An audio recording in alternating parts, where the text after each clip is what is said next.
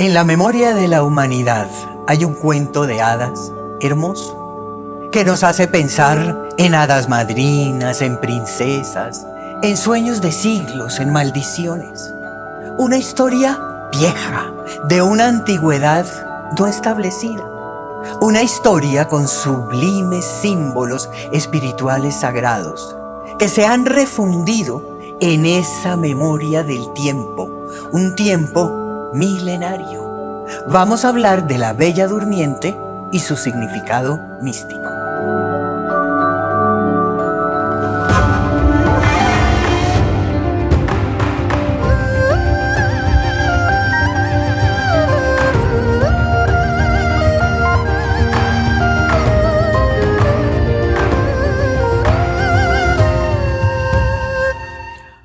Hola amigos, soy Irene Robledo Strauss y ha llegado el momento de recuperar la memoria. Queridos amigos, los cuentos de hadas tienen un pasado viejísimo, milenario, y además vienen de una tradición oral, de labios a oídos repetido. Generalmente, las sagas son allá de ese norte perdido, del Ártico, de todas esas tierras que rodean ese polo norte. Son esas sagas hermosas, boreales, unas historias simbólicas absurdas, con un gran significado espiritual. Y además que hay que leer mucho más allá de lo obvio. Hoy vamos a hablar de la Bella Durmiente y su significado místico.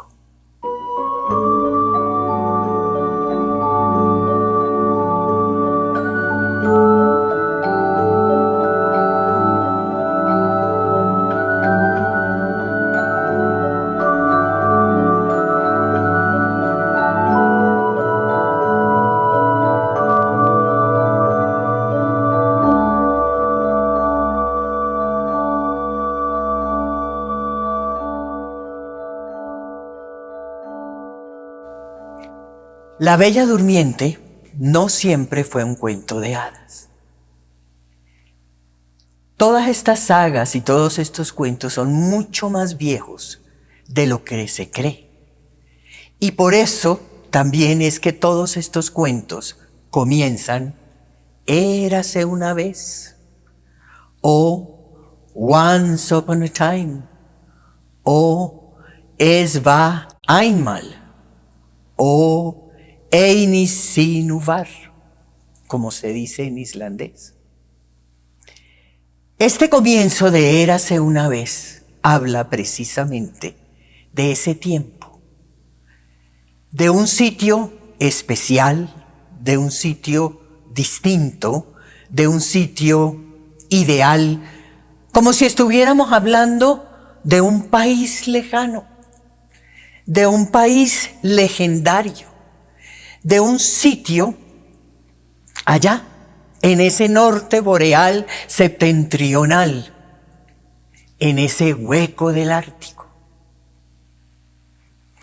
Y esta historia de la Bella Durmiente, con todo y su significado místico, nace de una historia que tiene 6 versiones trazables que nosotros podemos, al investigar, seguirle la pista.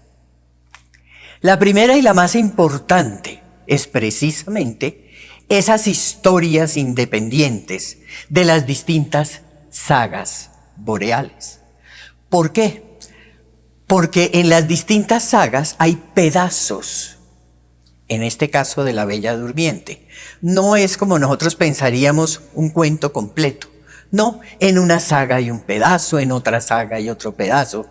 Y en esa recopilación, pues se hizo de esa forma, como les dije ahorita, independiente.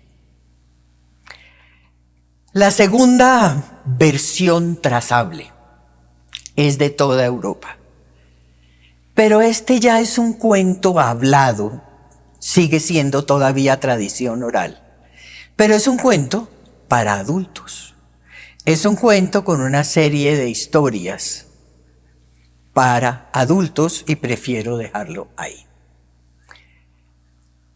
A comienzos del siglo XVII, en Italia, aparece un personaje, Jean-Baptiste Basile, y escribe ya un cuento para adultos, pero es un cuento más suave, más bonito, más bonito. Y la historia de él se titula Sol, Luna y Thalía. En ese momento podemos darnos cuenta que la Bella Durmiente se llamaba Thalía. Hacia finales del siglo XVII aparece Charles Perrault y él hace un cuento infantil. Ya el cuento de Perrault es infantil, con otras características, un cuento muy hermoso, pero un cuento al que él le pone La Belle au Bois Dormant, la bella del bosque dormido. Miren que aquí ya ese nombre cambia y es distinto. Después, también hay que hablar, sobre todo en este cuento de Perrault, donde en toda esta historia infantil hay una idea, pero también se comienza a hablar de los elementales, se comienza a hablar del bosque, se comienza a hablar de esa relación con la naturaleza, precisamente ese bosque dormido. Vamos en la cuarta. La quinta, en el siglo XIX, son los hermanos Grimm. Y los hermanos Grimm, en ese siglo XIX, que tenían algunas contradicciones o no quería, mejor repetir y hacer los mismos cuentos de Perrault, pero ellos estaban recogiendo toda esa memoria y esa historia alemana y se dieron cuenta, cayeron en la cuenta, que este era un cuento con cierta relevancia. E hicieron el cuento de la Bella Durmiente, pero este cuento se llama Domguschen. Si nosotros ponemos la palabra Domguschen para ser traducido, va a decir la Bella Durmiente, pero por una relación, no porque Domguschen signifique la Bella Durmiente. Domguschen significa la rosita del espino. La rosita del espino. Y la sexta versión trazable es ya del siglo XX con Walt Disney, que hace La Bella Durmiente en el 1959. Ya esta película toma elementos de Alemania, de Francia, de Italia. Y es casi que la versión más conocida de este cuento de la Bella Durmiente. Esto, como se pueden dar cuenta, es un teléfono roto, donde toda la simbología de alguna manera se confunde y de alguna manera se pierde. Es que estamos hablando de miles de años.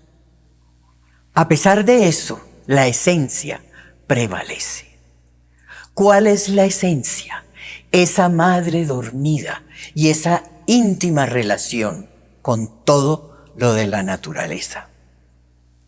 Ahora, hablamos de todas estas versiones trazables, pero hay mucho más versiones que podemos encontrar de la Bella Durmiente de origen indoeuropeo. Mencionemos la saga Volsunga.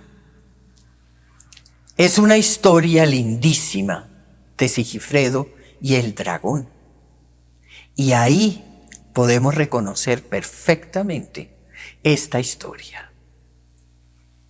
Si nos vamos para esa Bavaria, vamos a encontrar la historia de los Nibelungos. Una historia también muy afín a toda esta historia de la Bella Durmiente. Por otro lado, existen en Francia unos cuentos muy viejos, unos cuentos también muy antiguos, que hablan de la historia de la princesa Celandina. Y cuando uno lee la historia, cae en la cuenta nuevamente que están hablando de la Bella Durmiente. Y si nos vamos a esa historia bellísima, con todo ese significado original hindú de Shakti, también nos damos cuenta que son historias que están guardando una memoria y están guardando una simbología perdida y confundida alrededor del planeta. Pero bueno, quedamos en que íbamos a hablar del significado místico. Entonces vamos a comenzar. Todas estas historias, todas, absolutamente todas, tienen una característica.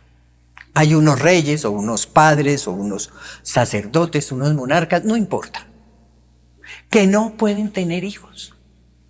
Y así comienzan estos relatos, y así comienzan también muchos relatos bíblicos.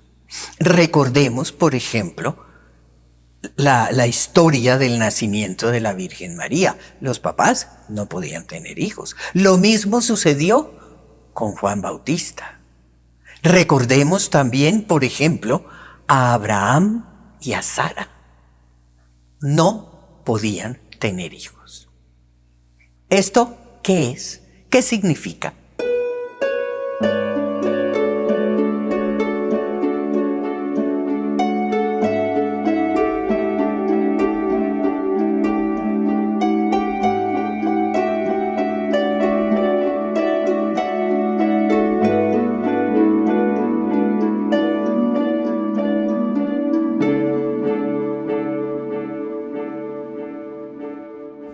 Se preguntarán, ¿qué es esa dificultad de procrear, de tener un hijo?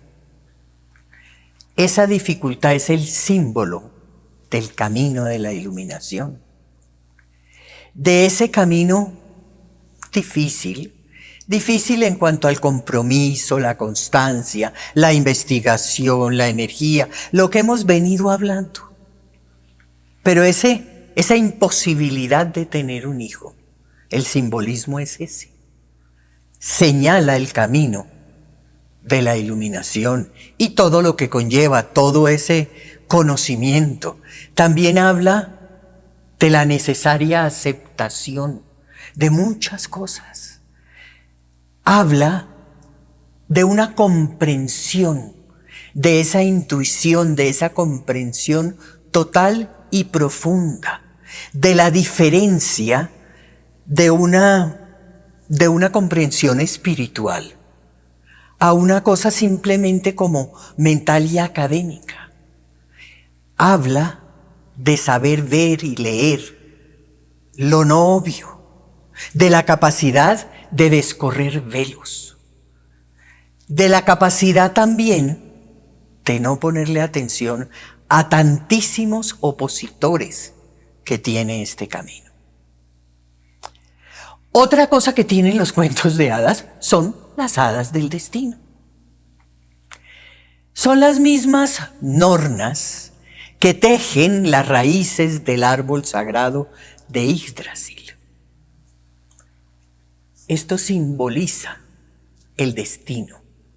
Esto simboliza el Dharma, ese sino espiritual de la red, del tejido, donde todo absolutamente está entrelazado.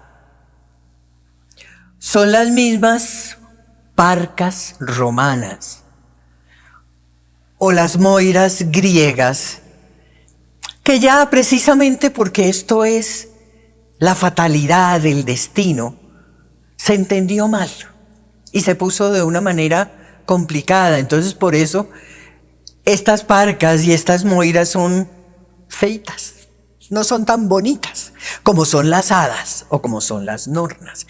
Pero es por eso, porque son las que tejen el destino, que nos avisan que llegó la hora de emprender ese camino hacia la iluminación, que es el tiempo en que se acaba la inconsciencia, pero es un destino fatal. Y aquí también tenemos que hablar de esas mujeres sagradas del Cristo, que tienen la misma simbología, que tejen ese destino. Hay otro punto hermoso, donde en el cuento, la persona de la Bella Durmiente se puya un dedito, tiene un pinchazo en un dedito con una espina en ese telar, o a veces es con una espina. ¿Se acuerdan de Rosita del Espino? Por eso tiene ese nombre. ¿Eso qué simboliza? Simboliza que en ese destino, en ese dharma, en esa fatalidad, tanto la humanidad como las personas que conforman la humanidad tenían que perder la memoria. Se duermen. Una cosa es dormirse y otra cosa muy distinta es morirse.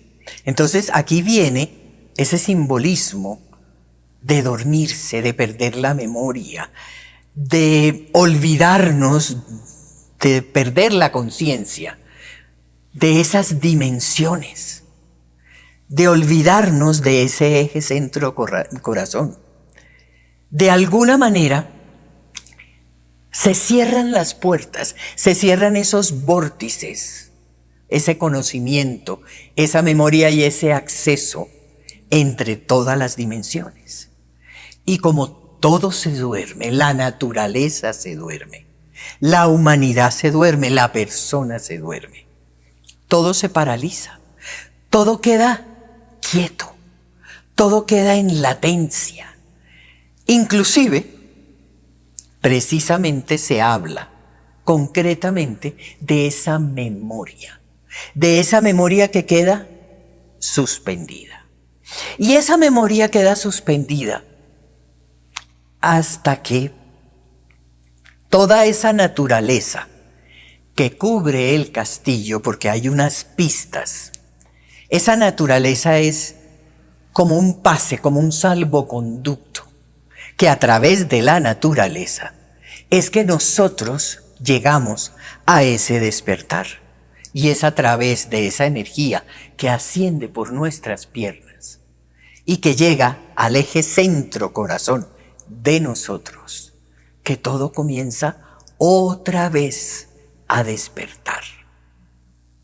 El príncipe, que tiene que ser exactamente el príncipe, no cualquiera. ¿Por qué? Porque el príncipe simboliza el ser. Y ese significado es hermoso. ¿Y qué pasa cuando llega el ser? Cuando el ser le da ese beso a la princesa, entonces vuelve el alma a la mente. Y hay una historia también muy linda en todo este cuento, donde el príncipe llega y ve a la princesa dormida. Y la princesa, imagínense, siglos después, está sucia, está desarreglada, no está para nada atractiva. Pero el ser, el príncipe, la reconoce y la sabe ver perfecta. Entonces le da ese beso que la despierta y todo comienza a renacer, a despertar. Todo esto es la simbología hermosa de esas bodas del alma, de esas bodas de conciencia y ser. También hay que hablar de una manera un poquito más profunda de algunos símbolos y detalles del cuento. Por ejemplo, en estas historias existe una estancia pequeñita, protegida, muy hermosa. Siempre en las descripciones es especial, es linda, es bella. Por ejemplo, en ese cuento francés de Celandina, describen unos terciopelos y unas cosas hermosas en ese cuarto. E inclusive hablan de domos y hablan de espirales. Esa bella durmiente es Shakti. Es esa energía enroscada, dormida, es la misma Kundalini. Ahí en esa pequeña estancia, en esa estancia linda, protegida, pequeñita, ahí vive la bella durmiente. ¿Quién es la bella durmiente? Pongámosle un pequeño ovillo de luz enroscado en el coxis. Pero también podemos decir que es Shakti, esa energía dormida, o la Kundalini, ahí en esa recámara secreta. ¿Cuál es la recámara secreta? El coxis.